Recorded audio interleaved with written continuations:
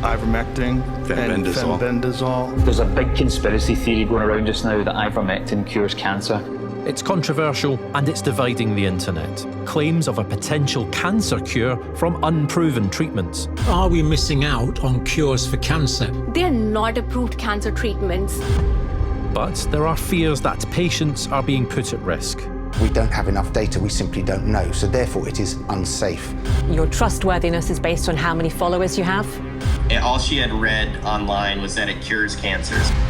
So just how easy is it to buy this stuff?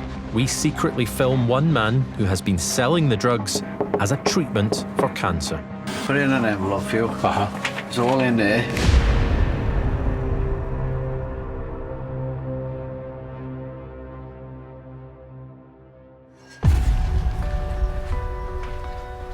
Wow, what a cracking view you've got. It is, it's lovely. You never tire of it, actually. No. So these are some photos of Dad? They are. Yeah. Got lots and lots of them. Oh, my dad loved golf. He loved his golf, golfed twice a week, and that's just him larking about in his back garden. 6 months ago, Rebecca contacted me after a visit from a stairlift salesman in Monmouthshire. Her dad, Bob, had recently been diagnosed with a brain tumour and lung cancer and was hoping a stairlift would make life easier. We had 3 back-to-back stairlift salesmen, and one of the ones that came was Jason. I remember him almost like crouching down next to my dad, and my dad was on oxygen, and he said, "I hope you don't mind me asking, but, you know, what's wrong with you? What's the matter with you?" And my dad said, "I've got a brain tumour, but it's secondary. I've got lung cancer." And then Jason started to say that he could get hold of a treatment that wasn't available on the NHS, but that was known to shrink brain tumours. I was making notes because we were getting a quote, but I also wrote down everything he said about these medicines, these drugs, and even spelt it out for me. He was talking about fenbendazole, he was talking about ivermectin. And he's even given you a price at the bottom here. He could do it for about 95 quid. I couldn't quite believe that he was offering to sell him medicines. Did Jason mention that one of the medicines that he described to you was actually for animals, not for human consumption at all? No, I didn't even know that. He didn't say anything about them not being fit for human consumption. Just listening to what Rebecca had to say there, she's obviously really concerned. But I want to find out more because there are others who say these drugs might really make a difference with cancer. I've come to Singleton Hospital in Swansea to speak to a cancer doctor. So how long have you been an oncologist? I've been a consultant in this centre for 20 years. I've been an oncologist for about 25 years. Ivermectin's been around for ages. It's a very well-known antiparasitic drug. It's been used in cattle since the 1970s, I think, and it's widely used in humans for parasitic infections. The reason ivermectin, at least, is not part of conventional treatment is because there are no good human trials and there's no good evidence for it clinically for use against cancer. There's certainly some interesting laboratory data, but that's not the same as clinical evidence. What are the risks if someone wanted perhaps to try one or both of these medicines, maybe on top of the conventional therapy that you mentioned? Well, the risks are that they could interact with conventional medications and either make the conventional treatments more toxic or less effective. There's also a risk that the drugs themselves, these 2 drugs, could cause side effects and make the patient unwell, which might stop them being able to receive conventional cancer treatment. And of course, there is no good evidence that these improve cancer outcomes.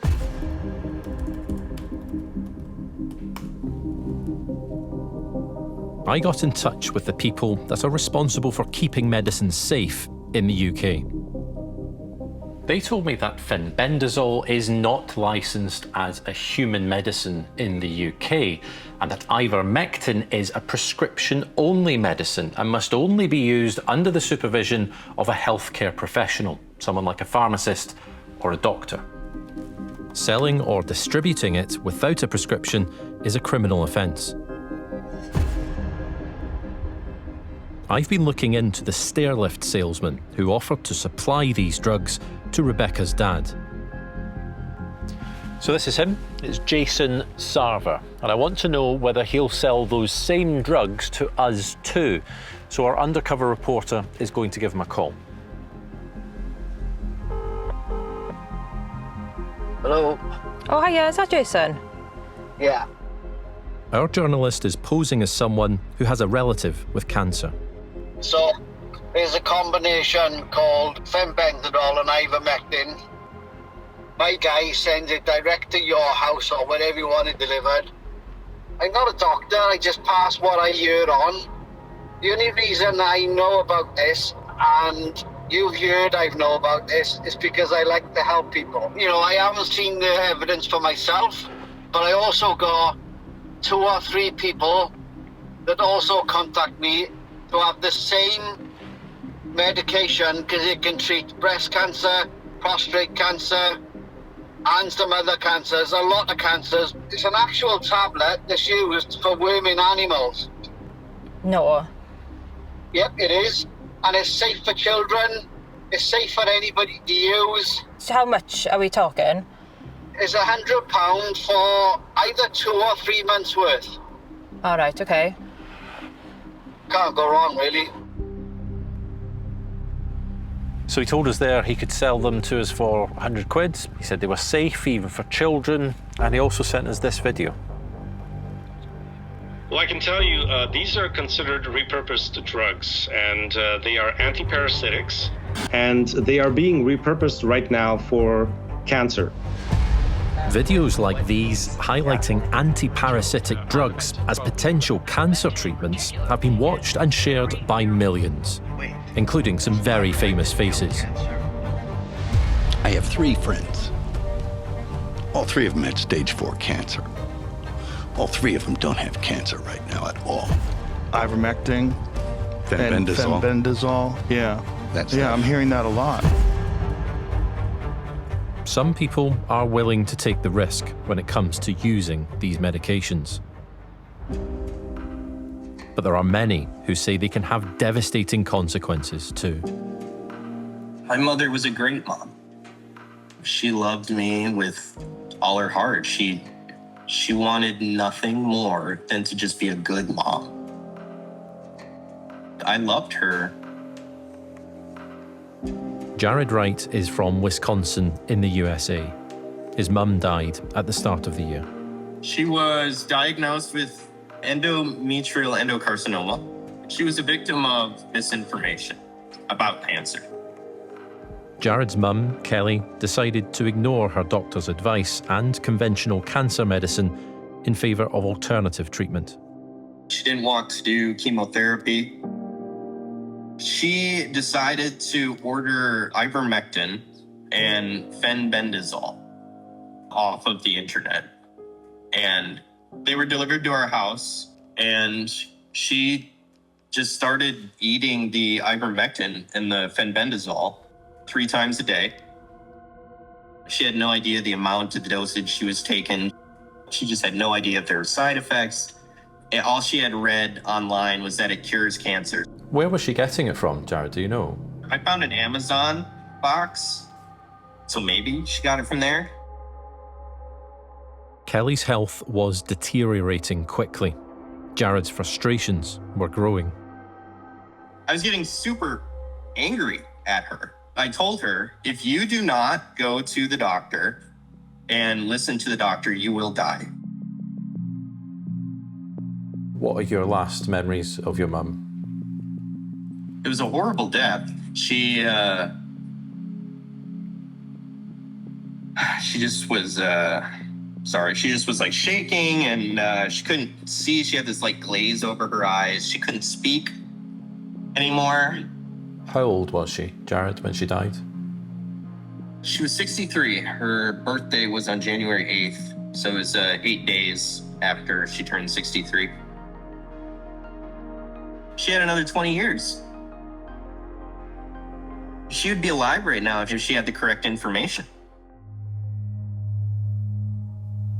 Jared thinks his mum may have bought the stuff off Amazon, so let's see whether I can do the same. This bottle of fenbendazole tablets is listed under sports supplements, despite it not being licensed for human use in the UK. This one has combined both fenbendazole and something called ivermec. Now, just a reminder, you need a prescription for ivermectin in the UK. There we go, added them to the basket. Let's see if they turn up. I've come to meet one man who we are calling John. He's taking anti-parasitic medicine and other off-label drugs for the cancer which has spread from his kidney. So why have you asked us not to show your face in this interview? If my oncologist knew that I was carrying on taking these, then he would refuse to treat me with NHS drugs. After his diagnosis, he was later given the news every patient dreads. His cancer had spread and was incurable. You see how many pills there are in there. There's quite a few. And these are all alternative medicines or complementary? Yeah, they're just off-label drugs and supplements, that kind of thing. I started looking on the internet for different ways that I could maybe slow down the cancer and found lots of different things. How did you get in touch with the person that's giving you the advice here, and what convinced you that this was worth trying? I found out that he had probably over 100 different case studies of people being treated with these drugs that have had the cancer cured or reduced. I've paid $650 American to get the consultation and the protocol from him. Would you say it's worked for you, this protocol? I'd say it's partially worked, but it hasn't fully worked yet. I had 3 tumours, one shrank, one stayed the same size, and one grew. So it had some effect, but it hasn't had a full effect, hasn't stopped it progressing or cured it. My impression was that John really wants these medicines to work, but he can't be sure if they are actually making a difference. What does your oncologist make of you taking some of these medicines? He just thinks it's a waste of time, but I've seen evidence to the contrary, so. And his standard of evidence is different from mine. I just think it's worth the risk. If I'm gonna die from the disease anyway, then why not try? I can almost understand why he feels like he's got nothing to lose. He represents some of those people who are willing to try anything when they're faced with a terminal illness, but others have serious concerns. Liz? Hi, Paul. Nice to see you. Nice to meet you. How are you doing? Good, thanks. You okay? Come in. Yeah. Dr. Liz O'Riordan runs a YouTube page answering cancer questions and challenging conspiracy theories. Hi, I'm Dr. Liz O'Riordan. I'm the breast surgeon who's had breast cancer, and today we're going to be myth-busting ivermectin and fenbendazole. I try to tell people the truth as far as I see it. I've looked at all the research. What's the response been like? There's one here. I've got someone saying, this is my ivermectin video. You're sold out on killing people by that traditional method, just not the healthy way. Shut up. Dr. Liz, who are you in big pharmaceutical companies' pockets getting loads of money from pharmaceutical companies? You should go to prison. How dare you say that? You're paid by Big Pharma. You are killing people, telling them not to take these drugs. She survived breast cancer 3 times, and she knows of the hope that alternative cancer treatments can create. There are testimonials, aren't there, online? Some of them appear quite convincing, that this has worked for me, this is something you should try, this isn't dangerous, even claims that it could be taken by children if necessary. What do you make of that? We know that anecdotes and testimonials are now the strongest form of evidence. My aunt on Facebook did this, therefore it must be true. And often these people are selling you something. They want to make money from people, but it's very, very believable. I see the other side. I see the people where it doesn't work, where they got sick, where they died. We don't get those stories making the news, and I know people are dying because they believe these anecdotes, and I don't have the trials to say it doesn't work because those trials haven't been done. Can you understand why people might, in that moment where you're diagnosed with cancer, and you would know, are looking for a solution. When I was first diagnosed, my mum said if there was a clinic in Mexico that said they could cure you for 50 grand, I'd find the money and send you because I don't want you to die. Now, when she got cancer, she realised these clinics were nonsense, but it's that fear of death. You want control, you want hope, you want to be that one person who's going to make it. Why do you continue to challenge it? I just worry it's getting bigger and bigger and bigger, and if we don't all take notice and start to do something about it, we're going to be in a very dark place in a couple of years' time. Liz is really worried about how many people are convinced these drugs are going to help them, and we know they're easy to get hold of. So remember Jason, the stairlift salesman who agreed to sell us those ivermectin and fenbendazole tablets? Well, I'm here to pick them up.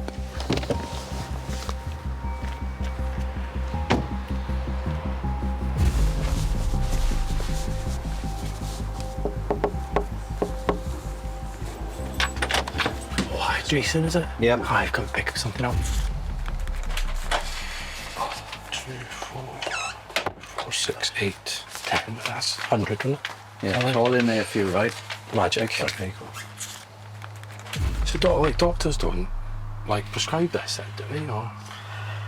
Doctors got a very narrow mind.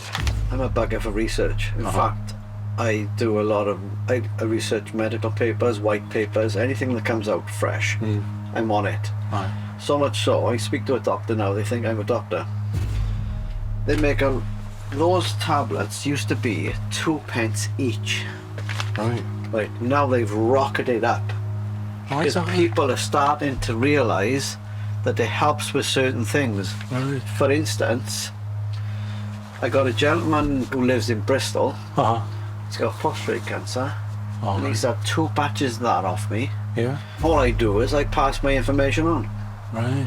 Because that's my job as well. I used to fit stairlifts. They sell them now. All right, okay. I see a lot of ill people. Yeah. And I can't help myself.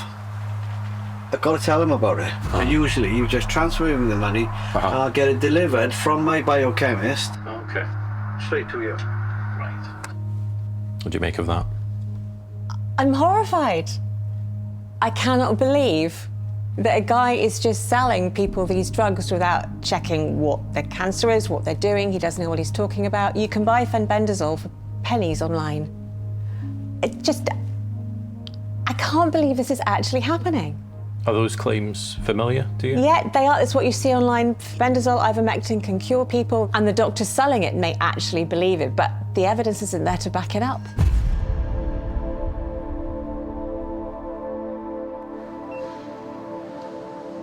There's clearly a big market for these drugs, and our order didn't take long to arrive from the world's biggest marketplace.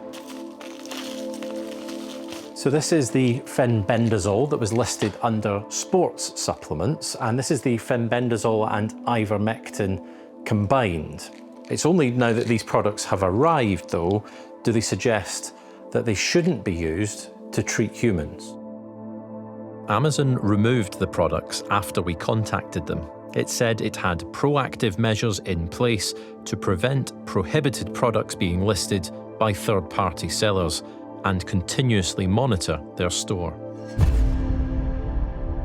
Jason, the stairlift salesman, said he didn't want to comment and declined to say why he'd been promoting these drugs to vulnerable people.